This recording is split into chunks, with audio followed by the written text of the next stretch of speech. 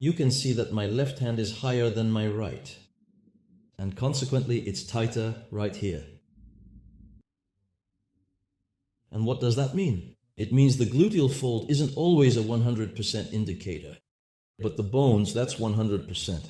So we've started, you see, we just start on the sides and then shift downwards and our fingers stop. And right here, once we found it, let's say, here, we go in. If the fingers on one side stop, then right at this spot, we make a mark. Similarly, we also go into the soft tissues and shift down just a little. After that, we lift upwards, and here's our mark.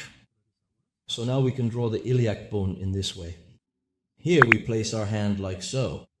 See, nothing is visible here. It looks like a flat surface. But if we move our fingers like this, we'll feel that there's some kind of bony peak there. It's right here.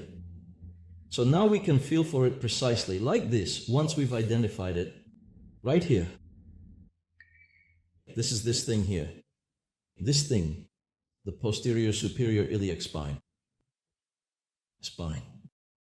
The word for spine in Latin is spina.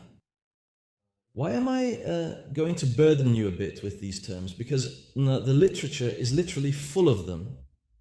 And so that you can at least somewhat orient yourselves, because spina gives us spinal, and the ligament there is the sacrospinal ligament, and the pain there as well. And we find these spines in other places too.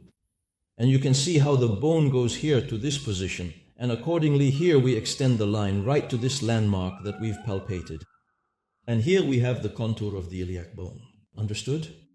We do the same thing on this side. We can start by also palpating this bone, the so-called spina iliaca posterior superior, right? The posterior superior iliac spine. Well, you have to show off your knowledge sometimes. There. You can see that this one isn't quite level either, right? And here as well we bring our hand in. Here we palpate, and here we have one.